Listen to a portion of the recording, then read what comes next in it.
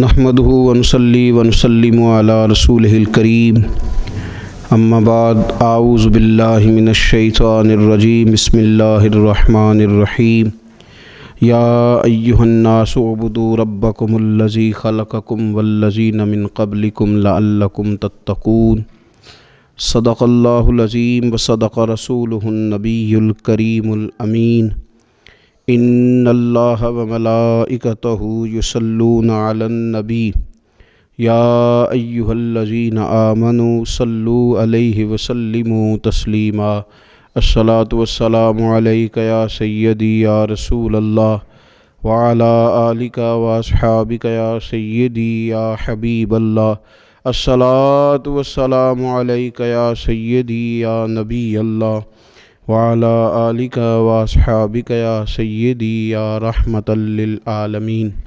حمد و صلوات کے بعد ماہ رمضان المبارک کی خوبصورت گھڑیوں میں فکری، تربیتی اور روحانی کورس کے نام سے چند گزارشات نماز تراویح کے بعد اہل اسلام بالخصوص وہ لوگ جو اپنے آپ کو راہ سلوک کا مسافر سمجھتے ہیں اور اپنی تربیت کے لیے فکر مند رہتے ہیں، ان کی اور اپنی اصلاح کے لیے چند باتیں یہاں کی جائیں گی۔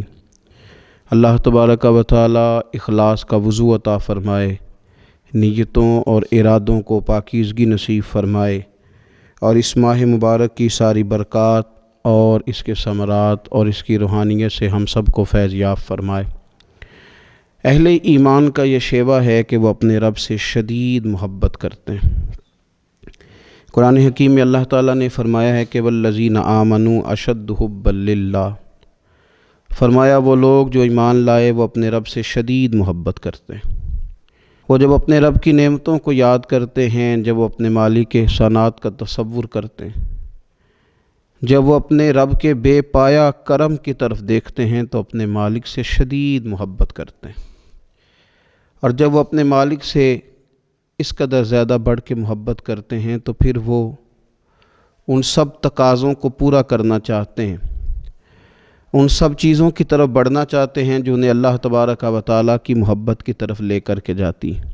اللہ تبارک و تعالیٰ چونکہ اپنے بندوں کی طلب سے آگاہ ہے، اپنے بندوں کی پیاس کو جانتا ہے، ان کے دلوں میں اس کی طرف بڑھنے کا جو جذبہ ہے، اس جذبے سے مالک پوری طرح نہ صرف آگاہ ہے بلکہ اپنے کرم سے اس کی تسکین بھی فرماتا ہے۔ تو اللہ تبارک و تعالیٰ نے وہ سارے راستے ہمیں عطا فرمائے جو رب کریم کی محبت کی طرف ہمیں لے جاتے ہیں اور اس کی محبت کی لذت ہمارے دلوں کے اندر پیدا کرتے ہیں۔ جب اہل ایمان اللہ سے بڑھ چڑھ کے محبت کریں اور اپنے مالک کی طرف وہ سب سے زیادہ اپنے قدموں کو، اپنے دلوں کو، اپنی توجہ کو بڑھائیں تو انہیں کچھ کام ایسے ہیں جو زیادہ کرنے چاہیے۔ ان کاموں میں سے ایک بڑا کام یہ ہے کہ وہ اپنے رب کی عبادت کریں۔ عبادت تو رب کے ہر حکم کو تسلیم کر لینے کا نام ہے، لیکن ہمارے ہاں عبادت کا تصور اکثر نماز کے لیے لیا جاتا ہے۔ قرآن حکیم میں اللہ تعالیٰ نے ارشاد فرمایا یا ایھا الناس اعبدوا ربکم الذی خلقکم والذین من قبلکم لعلکم تتقون، فرمایا لوگو اپنے رب کی عبادت کرو جس نے تمہیں پیدا کیا اور تم سے پہلے لوگوں کو پیدا کیا، اور اس امید پر اپنے رب کی عبادت کرو کہ لعلکم تتقون، تاکہ تم پرہیزگار بن جاؤ۔ اپنے مالک کے حضور اپنی پیشانی کو جھکا دینا عبادت انتہائی درجے کی عاجزی کو کہتے ہیں۔ اپنی پیشانی کو، اپنے ناک کو، اپنے پورے وجود کو اپنے مالک کے حضور انتہائی عاجزی کے ساتھ جھکا دینا اور ساری بلندیاں اور ساری رفعتیں اور ساری عظمتیں رب ہی کی تسلیم کرنا، اس کا نام عبادت ہے۔ اللہ کے حضور جب رب کریم کا بندہ اپنے آپ کو جھکا دیتا ہے اور اس کے حضور وہ انتہائی عاجزی کرتا ہے تو اس کا معنی یہ ہے کہ وہ اپنے رب کی عبادت کر رہا ہے۔ رسول کائنات صلی اللہ تعالیٰ علیہ وسلم نے مختلف چیزوں کو، مختلف مواقع پر ہمارے لیے بیان کر کے ہمارے دلوں میں ان چیزوں کی محبت بڑھائی۔ اس رمضان المبارک میں خاص کر کے ہمیں ان چیزوں پر توجہ کرنی ہے۔ میری نظر میں وہ 4 چیزیں ہیں، اگرچہ ان کو اور بھی بہت ساری چیزوں پر تقسیم کیا جا سکتا ہے، اور بھی کئی چیزیں اس میں شامل کی جا سکتی ہیں، لیکن اہم چیزیں 4۔ ایک تو نماز کا پڑھنا، نوافل کا پڑھنا، رات کو قیام کرنا، سحری کے لیے تو اٹھنا ہی ہے، تو اٹھتے وقت تہجد کی نماز کو اہمیت دینا، نماز تراویح کو ذرا شوق کے ساتھ ادا کرنا، نفل کا قیام کرنا، عبادت کے لیے اپنے آپ کو تیار کرنا، اور دوسرے نمبر پر قرآن حکیم کی تلاوت کو ذوق شوق کے ساتھ کرنا، اپنا محبت کا، پیار کا رشتہ قرآن پاک کے ساتھ مضبوط کرنا، اور تیسرا کثرت کے ساتھ استغفار پڑھنا، اپنے مالک سے اپنے گناہوں کی معافی مانگنا، آئندہ گناہ نہ کرنے کا عہد کرنا، اور چوتھا دعائیں مانگنا۔ یہ 4 چیزیں اگر تھوڑی توجہ کے ساتھ اس ماہ مقدس میں روزانہ کے معاملات میں شامل کر لی جائیں، نماز، تلاوت قرآن مجید، استغفار اور دعا۔ آپ دیکھیے کہ نبی کریم صلی اللہ تعالیٰ علیہ وآلہ وسلم نماز کے اندر محو رہنے کو پسند کرتے تھے۔ حضور نماز کے اندر شامل رہنے کو اور نماز کو بار بار ادا کرنے کو پسند کرتے تھے۔ ہر موقع پر حضور نماز ادا فرماتے، ہر موقع پر۔ سورج گرہن ہے تو نماز ہو رہی ہے، چاند گرہن ہے تو نماز ہو رہی ہے، بارش نہیں ہوتی تو کریم محبوب علیہ السلام نماز ادا کر رہے ہیں، بارشیں کثرت سے ہونے لگیں، طوفان اور آندیاں آنے لگیں تو حضور نماز ادا فرما رہے ہیں۔ جنگ کے موقع پر، بدر کے موقع پر لوگوں کی، صحابہ کی صفیں درست کر کے حضور خود مصلی پر تشریف لے گئے اور نماز شروع کر لی۔ تو ہر وقت نماز کی طرف حضور کی توجہ ہمیں بتاتی ہے کہ نماز پڑھنا، نفل پڑھنا، عبادت کرنا یہ کتنا دلچسپی والا کام ہے، اور مسلمان کا اس کے ساتھ شوق کس قدر زیادہ ہونا چاہیے۔ آج ہم زیادہ بے چین اس لیے رہتے ہیں کہ ہمارا تعلق باقی سب چیزوں سے مضبوط ہوا لیکن مصلی کے ساتھ کمزور ہوا۔ ہماری بہت ساری اس دور کی جدتوں نے ہم سے ہمارے مصلی کی، استغفار کی، تلاوت کی، دعا کی لذت چھینی۔ اگر ہم تھوڑا لوٹ کر کے آئیں اور کچھ گھنٹوں کے لیے، کچھ وقت کے لیے، کچھ ٹائم کے لیے، اگرچہ وہ مختصر ہی کیوں نہ ہو، ہم اپنے معمولات جو عبادت کے تعلق سے ان کو مضبوط کریں، موبائل بند کیے جائیں، ایک کونا تلاش کیا جائے، کوشش کی جائے تنہائی کرے انسان اپنے مالک کے ساتھ۔ نبی پاک صلی اللہ تعالیٰ علیہ وآلہ وسلم نے جو ہمیں طریقے بتلائے ہیں، ان طریقوں کی روشنی میں انسان اکیلا بیٹھے اپنے مالک کے حضور اور خوب اس کی بارگاہ میں نفل پڑھے، تلاوت کرے، استغفار پڑھے، پھر دعائیں مانگے، اپنے لیے بھی مانگے، امت کے لیے بھی مانگے، اپنے لیے بھی مانگے، اپنوں کے لیے بھی مانگے، سب کے لیے اللہ کے حضور سے وہ خیر طلب کرے۔ حضرت سیدنا زید بن ثابت رضی اللہ تعالیٰ عنہ ارشاد فرماتے ہیں، مجمع الزوائد میں، مسند امام احمد بن حنبل میں یہ حدیث موجود ہے۔ آپ فرماتے ہیں کہ میں نبی پاک صلی اللہ تعالیٰ علیہ وسلم کے ساتھ اکثر نماز کے لیے جایا کرتا تھا، تو میں انفرادی انداز دیکھتا نبی پاک صلی اللہ تعالیٰ علیہ وسلم کا کہ حضور جب نماز کے لیے چلتے تو چھوٹے چھوٹے قدموں کے ساتھ چلتے۔ جو نبی پاک صلی اللہ تعالیٰ علیہ وسلم کا روٹین میں چلنے کا انداز ایک کریمانہ تھا، اس سے ہٹ کر حضور مختصر قدم اٹھاتے اور نماز کے لیے تشریف لے جاتے۔ میں اس خوبصورت ادا پر توجہ کرتا تو میرے کریم محبوب صلی اللہ تعالیٰ علیہ وسلم نے مجھ سے فرمایا، زید تم جانتے ہو میں مختصر قدم کیوں اٹھاتا ہوں؟ حضور دلوں کا حال جانتے ہیں نا، تو فرمانے لگے تمہیں خبر ہے میں اختصار کے ساتھ قدم کیوں اٹھاتا ہوں؟ عرض کی یا رسول اللہ صلی اللہ تعالی علیہ وسلم کرم نوازی فرمائیے، بتا دیجئے۔ تو حضور فرمانے لگے کہ جب تک انسان نماز کی طلب میں رہتا ہے نا، وہ نماز ہی میں رہتا ہے۔ وہ جب نماز کی طلب میں ہوتا ہے تو نماز ہی میں ہوتا ہے۔ تو میں چھوٹے چھوٹے قدم اٹھاتا ہوں، ذرا آہستہ چلتا ہوں، تاکہ جتنا وقت طلب نماز میں ہو وہ نماز ہی میں گزرے۔ ذکر حبیب کم نہیں وصل حبیب سے، محبوب کا ذکر بھی اس سے ملاقات ہی ہوتا ہے۔ تو یہ جو سفر ہے نا نماز کے لیے جانے کا، میں چاہتا ہوں کہ یہ ذرا لمبا ہو جائے، اس میں ذرا وقت ملے تاکہ مالک کے ساتھ میں جڑا رہوں، میرا تعلق مضبوط رہے۔ تو سرور کائنات صلی اللہ تعالیٰ علیہ وسلم کی جو خاص دلچسپی ہے نماز کے ساتھ، نفل کے ساتھ، عبادت کے ساتھ، حضور صلی اللہ علیہ وسلم نے ارشاد فرمایا، مسلم شریف میں حدیث موجود ہے، فرمایا اللہ تعالیٰ کے بندہ سب سے زیادہ قریب پتہ کب ہوتا ہے؟ پہلے تو ذرا ان لفظوں کا حسنی ملاحظہ کریں کہ بندہ اور رب کے قریب، بندہ اور اپنے مالک کے قریب، وہ بندہ کتنی شان والا ہے، اس کا مقدر آج کتنے عروج پہ ہے جو اپنے رب کے قریب ہو گیا۔ حضور فرمانے لگے غلاموں سنو، بندہ اپنے رب کے سب سے زیادہ قریب سجدے کی حالت میں ہوتا ہے، لہذا فرمایا سجدوں میں کثرت سے دعا کیا کرو، گویا اس سے مانگ لیا کرو سجدوں میں، اب تمہارا قرب ہے، اب تم جب کشکول طلب دراز کرو گے تو وہ تمہیں عطا کرے گا۔ جب تم نے اپنا سر سجدوں میں رکھا ہو تو پھر اپنی آرزویں لے آؤ ساری، اب رب تمہارے کشکول بھرے گا، تمہیں خیرات ملے گی، تمہاری طلب سے بڑھ کر تمہیں عطا کیا جائے گا۔ تو عبادت کے ساتھ جب آپ کا تعلق ہوتا ہے تو آپ قرب الہی میں ہوتے ہیں، اللہ کے قریب چلے جاتے ہیں۔ شرط یہ ہے کہ تھوڑی دیر بھول جائیں موبائل کو، تھوڑی دیر چھوڑ دیں دنیا داری کے خیالات، تھوڑی دیر وہ ایک دن چھوڑ کے سارا کچھ بھی تو جانا ہے نا اللہ کے حضور۔ تو آج بھی اگر کچھ وقت کے لیے ترک کیا جائے، اسلام میں رہبانیت نہیں، لیکن حضور تہجد کی نماز پڑھتے تھے، حضور اعتکاف کرتے تھے، غار حرا میں وقت گزارا نبی پاک علیہ السلام۔ کچھ وقت تو ایسا ہو جو انسان اپنے رب کے ساتھ گزارے، اللہ کے ساتھ اپنے تعلق کو وہ مضبوط کرے۔ دیکھیے حضرت سیدنا یوسف بن عبداللہ بن سلام رضی اللہ تعالیٰ عنہ، یہ حضرت عبداللہ بن سلام رضی اللہ تعالیٰ عنہ معروف صحابی رسول صلی اللہ تعالیٰ علیہ وسلم کے صاحبزادے ہیں۔ یہ حضرت ابو درداء رضی اللہ تعالیٰ عنہ سے ملنے کے لیے تشریف لے گئے۔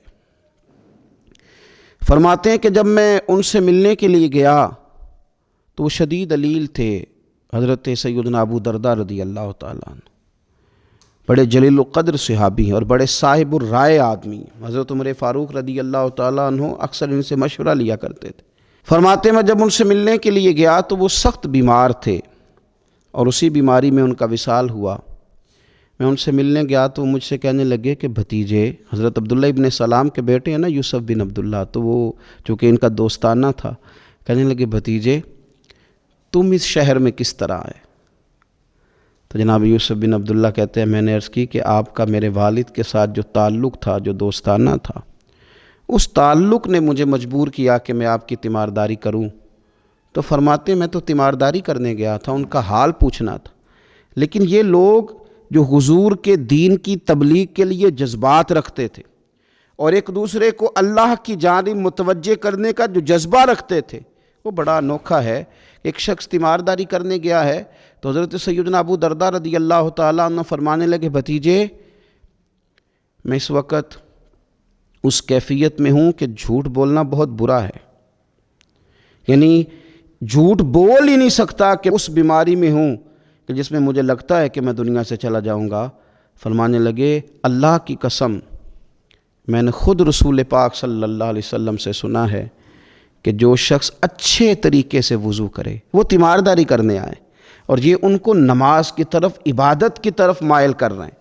فرماتے میں نے خود حضور صلی اللہ علیہ وسلم سے سنا ہے کہ جو شخص اچھے طریقے سے وضو کرے پھر 2 رکعتیں نماز پڑھ لے یا 4 رکعتیں نماز پڑھ لے، اخلاص کے ساتھ پڑھے، اچھا وضو کرے، 2 رکعتیں پڑھ لے یا 4 پڑھ لے، یعنی 2 نفل ادا کرے یا 4 کر لے، اور پھر وہ خلوص کے ساتھ اپنے رب سے مغفرت طلب کرے تو اللہ اس بندے کی بخشش فرما دے گا۔ یہ میں نے سنا ہے حضور سے، یہ میں نے خود سنا ہے۔ مرض وصال میں سیدنا ابو درداء رضی اللہ تعالیٰ عنہ اس کو بیان کرتے ہیں۔ تو رمضان المبارک کے اندر ہمیں موقع ملتا ہے نماز پڑھنے کا، نماز تراویح کا، رات کی قیام کا موقع میسر آتا ہے۔ ایک تو عشاء کے بعد موقع ملا تراویح پڑھنے کے، ایک یہ کہ ہم کو سحری میں اٹھنا ہے، اور تہجد کی وہ خاص فضیلتیں جو عام دنوں میں کئی دفعہ مشکل ہوتی ہیں، وہ اٹھنا تو ہے۔ اگر تھوڑا سا 10 منٹ پہلے اٹھا جائے، وضو کیا جائے، اچھے طریقے سے کچھ نوافل ادا کر لیے جائیں، پھر سحری کے معاملات میں مشغول ہوا جائے۔ نبی پاک صلی اللہ تعالیٰ علیہ وآلہ وسلم ارشاد فرماتے ہیں، یہ ترمذی شریف کی حدیث ہے، حضور علیہ الصلوۃ والسلام نے ارشاد فرمایا کہ رات کا قیام اپنے اوپر لازم کر لو، اگرچہ یہ لازم کرنا یہ استحبابی حکم ہے، حضور صلی اللہ تعالی علیہ وسلم نے اسے فرض قرار نہیں دیا، لیکن حضور شوق دلاتے ہیں۔ فرمایا رات کا قیام، رات کا قیام، ساون کی کالی راتوں میں جب بوندا باندی ہوتی ہے، وہ راتوں کو اٹھ اٹھ روتے ہیں جب خلقت ساری سوتی ہے۔ اور حضرت میاں صاحب رحمۃ اللہ علیہ نے فرمایا تھا کہ رات پوے تے بے دردانو نیند پیاری آوے، تے درد مندانو یاد سجن دی ستیاں وی آن جگاوے۔ فرمایا رات کا قیام، حضور سید عالم صلی اللہ تعالی علیہ وسلم فرماتے ہیں رات کا قیام اپنے اوپر لازم کر لو، اس لیے کہ یہ رات کا قیام تم سے پہلے نیک لوگوں کا طریقہ ہے، اور یہ تمہارے لیے قرب خداوندی کا باعث ہے، یہ تمہیں اللہ کے قریب کر دے گا۔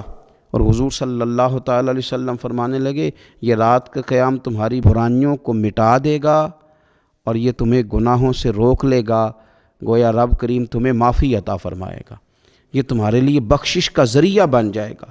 یہ برائیوں کو مٹانے والا ہے رات کا قیام، یہ گناہوں سے روکنے والا ہے رات کا قیام۔ تو نماز کی طرف خاص توجہ کریں۔ اسی طرح کا معاملہ تھوڑا سا ہمیں ذوق کے ساتھ قرآن پاک کی تلاوت کے ساتھ اپنے آپ کو وابستہ کرنا چاہیے۔ بہقی شریف میں حدیث ہے، نبی پاک صلی اللہ تعالی علیہ وسلم نے فرمایا میری امت کی سب سے افضل عبادت تلاوت قرآن ہے، سب سے افضل عبادت تلاوت قرآن ہے۔ اور حضور صلی اللہ تعالی علیہ وسلم فرماتے ہیں قیامت کے دن قرآن پڑھنے والے سے کہا جائے گا تو پڑھ، تو جتنی آیتیں پڑھتا جائے گا رب تیرے اتنے درجے بلند کرتا جائے گا۔ تلاوت قرآن کے ساتھ خاص ذوق، رمضان شریف کے اندر گھروں کے اندر اگر قرآن پاک کی تلاوت کی جائے، ہم دیکھتے تھے جب دیہاتوں میں ہوتے تھے تو گھر کے اندر بڑا ذوق ہوتا تھا قرآن پاک کی تلاوت کا، بہن بھائی ایک دوسرے سے پوچھتے تھے تیرا کون سا سپارہ ہے، تو وہ کہتے تھے میں کیوں بتاؤں، تو بتا تیرا کون سا ہے۔ کیوں؟ اس لیے کہ ایک شوق ہوتا تھا کہ ایک دوسرے سے آگے بڑھنا۔ تو نبی پاک صلی اللہ تعالی علیہ وسلم نے فرمایا دنیا میں قرآن مجید پڑھتا تھا، اس سے قیامت کے دن بھی کہا جائے گا کہ اب تو پڑھنا، تو وہ جتنی آیات پڑھے گا رب اس کے اتنے درجے بلند کرے گا۔ تو رمضان شریف کے اندر خاص ذوق قرآن مجید کی تلاوت کا۔ پھر اسی طرح کا معاملہ استغفار کے ساتھ، نفل پڑھے جائیں، تلاوت کی جائے، اور پھر استغفار کثرت سے پڑھا جائے، استغفار کثرت سے پڑھا جائے۔ نبی پاک صلی اللہ تعالی علیہ وسلم کا محبوب وظیفہ استغفار پڑھنا، اللہ کے حضور توجہ کرنا، توبہ کرنا۔ حضور تو معصوم ہے، نبی پاک تو معصوم عن الخطا ہیں، حضور سے تو معاذ اللہ کوئی گناہ سرزد ہوتا ہی نہیں، اور انبیاء کے بارے میں جو کوئی ایسے نظریات رکھے وہ گمراہ ہے۔ لیکن حضور صلی اللہ تعالی علیہ وسلم نے فرمایا لوگو، یہ بخاری مسلم میں حدیث ہے، فرمایا لوگو اللہ تبارک و تعالیٰ کی بارگاہ میں توبہ کرو، بخشش طلب کرو۔ حضور فرماتے ہیں میں دن میں 100 مرتبہ اپنے رب کی بارگاہ میں توبہ کرتا ہوں۔ حضور تو معصوم ہے۔ یہ توبہ کس لیے ہے؟ یہ تعلیم امت کے لیے، یہ ہمیں سمجھانے کے لیے، یہ ہماری توجہ دلانے کے لیے، یہ بتانے کے لیے ہے کہ یہ استغفار درجات کو بلند کرتا ہے۔ اللہ کی طرف رجوع کرنے کے لیے کثرت کے ساتھ استغفار کی جائے، اپنے رب سے معافی مانگی جائے۔ ہم انسان ہیں، کچھ غلطیاں نہ چاہتے ہوئے بھی ہو جاتی ہیں، بہت کوشش کے باوجود کچھ چیزوں پر کنٹرول نہیں رکھ پاتے، ہم سے سرزد ہو جاتی ہیں۔ رمضان کی ساعتوں میں، صبحوں میں، شاموں میں، سحری میں، افطار میں، تراویح میں، تہجد میں اگر اللہ کے حضور استغفار کی جائے، اللہ کے حضور استغفار کی جائے۔ مسند امام احمد بن حنبل میں حدیث ہے، حضور صلی اللہ تعالی علیہ وسلم فرماتے ہیں، اور یہ حدیث اتنی زیادہ انسان کو خوشی دیتی ہے اور رب کی رحمت کو بندے کے اتنا قریب کر دیتی ہے، اتنا اللہ کے قریب کر دیتی ہے کہ انسان جھوم اٹھتا ہے۔ کبھی اس حدیث کے جملوں پر غور کریں، نبی پاک صلی اللہ تعالی علیہ وآلہ وسلم کس طرح رب کی رحمت ہمارے سامنے بیان کرتے ہیں، اور جب حضور اپنی زبان نور سے بیان کرتے ہیں پھر تو یوں لگتا ہے کہ روح کی گہرائیوں تک بات چلی گئی۔ حضور سید عالم صلی اللہ تعالی علیہ وسلم فرماتے ہیں شیطان نے رب کریم کی بارگاہ میں یہ کہا تھا کہ اے مالک مجھے تیری عزت کی قسم، جب تک ان لوگوں کے جسموں میں روح رہے گی میں انہیں گمراہ کرتا رہوں گا۔ جب اللہ نے اسے کہا نا کہ تو نکل جا، تو مردود ہے، تو اس نے کہا مجھے تیری عزت کی قسم، جب تک ان کے جسموں میں روح باقی ہے میں انہیں گمراہ کرتا رہوں گا۔ تو میرے قریب محبوب علیہ السلام، مدینے والے پیارے حبیب علیہ السلام فرماتے ہیں، رب کریم نے فرمایا سن او ابلیس، اگر تو یہ قسم اٹھاتا ہے کہ تو جب تک ان کے جسموں میں روح ہے انہیں گمراہ کرتا رہے گا، تو پھر مجھے بھی اپنے عزت اور جلال کی قسم، یہ جب تک مجھ سے معافی مانگتے رہیں گے میں انہیں معاف کرتا رہوں گا، میں بھی انہیں معاف کرتا رہوں گا، یہ جب جب مجھ سے بخشش مانگیں گے، جب جب مجھ سے بخشش مانگیں گے۔ اس یہاں سے کبھی ہم نے کنارہ نہ کیا، اور تو نے بھی تو دل آزردہ ہمارا نہ کیا، ہم نے تو جہنم کی بہت کی تدبیر، پر میرے مولا تیری رحمت نے گوارا نہ کیا۔ تو کثرت کے ساتھ استغفار رمضان میں کیا جائے، اللہ کے حضور معافیاں مانگی جائیں، اور میں تو کہتا ہوں اپنے لیے بھی مانگی جائیں، دوسروں کے لیے بھی مانگی جائیں۔ استغفار سے وہ مان جاتا ہے۔ اور پھر سب سے زیادہ جس چیز پر توجہ دینے کی ضرورت ہے وہ ہے عبادت کا مغز، یعنی دعا۔ میں اکثر کہتا رہتا ہوں کہ ہمارے ڈاکٹر ہمیں یہ کہتے ہیں کہ تمہارے دلوں میں کچھ دکھ ہیں وہ کہہ دو تو تمہاری بیماریاں ہلکی ہو جائیں گی، دل کے بوجھ اتار دو، تم کہہ دو کسی سے اپنے غم تاکہ تمہارے دل ہلکے ہو جائیں۔ اب کچھ غم بڑے ذاتی قسم کے ہیں، بندہ کسی سے کہہ ہی نہیں سکتا، بڑی نجی قسم کے کچھ دکھ ہیں، کسی سے کیسے بیان کرے؟ تو ہمارے دین نے ہمیں دعا سکھائی۔ معنی کیا ہے؟ جو کسی سے نہیں کہہ سکتے وہ رب رسول سے کہہ دو تاکہ تمہارا دل بھی ہلکا ہو، تمہاری عزت بھی محفوظ رہے۔ اور تم نے کہا بھی اس طبیب کے سامنے جو سب سے بڑھ کر شفا دینے والا ہے، کہا اس مالک کے سامنے جو سب سے زیادہ خزانے بانٹنے والا ہے۔ ترمذی شریف میں حدیث ہے، حضور نے فرمایا دعا عبادت ہے۔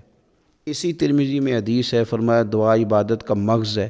اور اسی ترمذی میں حدیث ہے، نبی پاک علیہ السلام نے فرمایا یاد رکھو رب کے نزدیک، اللہ کے نزدیک دعا سے زیادہ عزت والی چیز کوئی نہیں، اس سے بڑی اکرام والی چیز ہی کوئی نہیں اللہ کے حضور۔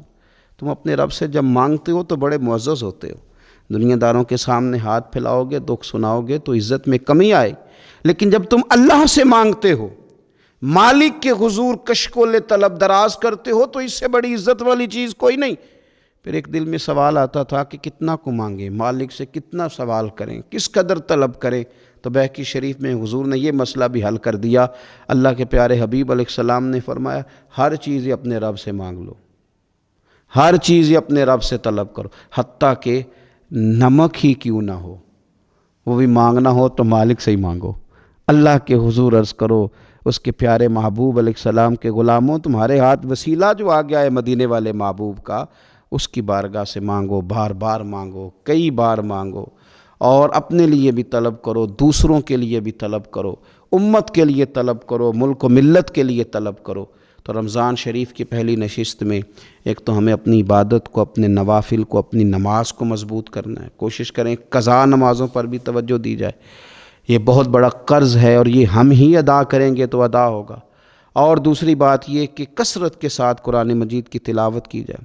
تیسری بات یہ کہ استغفار کو اپنے اوپر لازم کیا جائے۔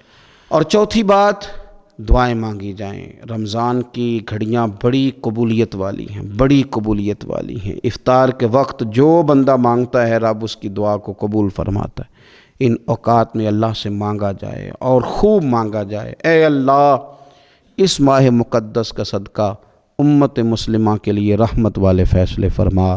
آخر دعوایا ان الحمدللہ رب العالمین۔